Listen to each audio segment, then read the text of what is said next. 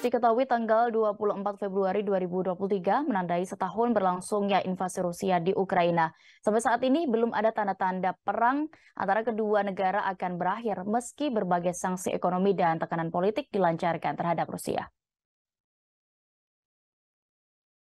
Analisis pertahanan militer dan hubungan internasional Koni Rahakundini menyebut ada beberapa hal penting yang dari perang itu yang bisa dijadikan pembelajaran bagi negara Indonesia, khususnya bagi Kementerian Pertahanan, Kementerian Luar Negeri, dan Tentara Nasional Indonesia.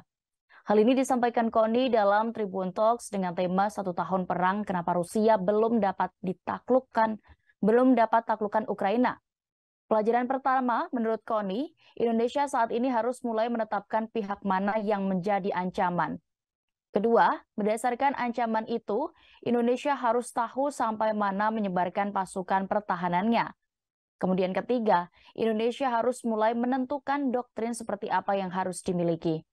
Lebih jauh, Koni menegaskan ancaman dari pihak luar bagi Indonesia sudah jelas di depan mata, bukan sekedar bayang-bayang.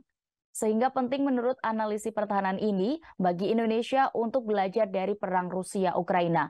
Ia juga menekankan tentang situasi perang di era sekarang lebih mengerikan dan begitu mengutamakan kekuatan. Sehingga kekuatan Trimarta ia sebut sangatlah penting.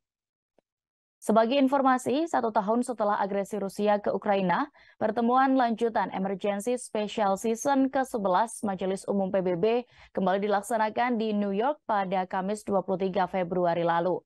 Resolusi didukung mayoritas negara anggota PBB sebanyak 141 negara, termasuk Indonesia. Kementerian Luar Negeri Indonesia menyatakan dukungan Indonesia diberikan karena pokok dan semangat resolusi yang menjunjung tinggi prinsip-prinsip dalam piagam PBB dan hukum internasional.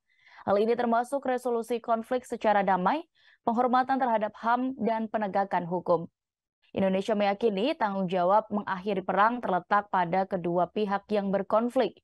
Indonesia pun juga akan terus mendorong komunitas internasional untuk menciptakan situasi yang kondusif bagi terlaksananya perdamaian di Ukraina.